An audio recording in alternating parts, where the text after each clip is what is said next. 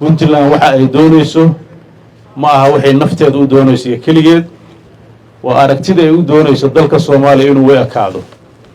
waxa aan doonayno waxaan la doonaynaa galmudug waxaan la doonaynaa hirshabeelle waxaan la doonaynaa Somaliland waxaan la doonaynaa cid walba waxaan rabnaa Soomaali mid ah oo federaal ah oo hal calan leh taasal rabaa in la wada harsado taasaan rabnaa in la wada harsado inta taas geedigeeda lagu jirana doodi way soconaysaa laakiin puntland waxay soo bandhigaysaa aragtideeda waxay ixtiraamaysaa aragtiyaha ka duwan waxayna rajaynaysaa marka dambe ugu dambayso dadka Soomaaliyeed inay heshiis dhab ah ku gaaraan dalka Soomaaliyeed sidoo uu ekaanayo jamhuuriyadda federaalka ee Soomaaliya waa dhul yaqaan oo cad dhulkaas waxaa la rabaa dadkiisu inay si xorriyad ah maadaama dawladdii dhexe burburtay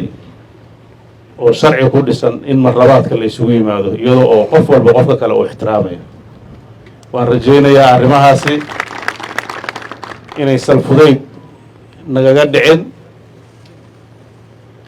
muddadii la soo maray dadku way ka ogsoon yihiin inta dhalinta yar ee xilliyadaas adka aanan soo aragna waxay la tahay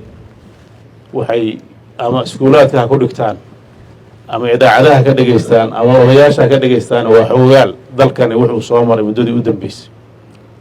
insha Allah waxaan rajaynaynaa dhibkii dadkeena qaybtiisa soo mareen inay jiilasheena dambe aysan marin oo noqdaan jiilal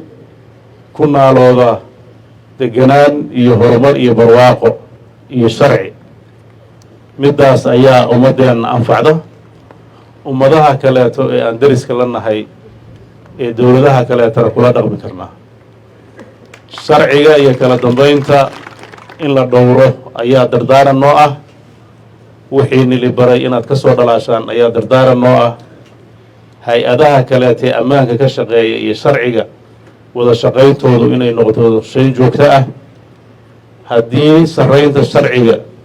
iyo fulinta sharciga uu noqdo astaan iyo shaqo aan qabanay dawladnimada puntland waxay yeelanaysaa dhidibbo adag oo aan la loodin karin oo cidna aysan isku dayi karin ama argagixiso ha ahaato ama cid kale ha ahaato ciidamada puntland meel kasta ay joogaan maadaama xaalado adag lagu jiro duruufo kala duwan iyo colaado midabo kala duwan le ay muuqdaan waxaan rabaa halka inaan ka wada faro dhammaan qolo walba goobteeda inay heegan ku gasho xaalad kasta oo suuragal ah oo dalkan ku soo fool lahaatana si degdega looga jawaabo waad mahadsantihiin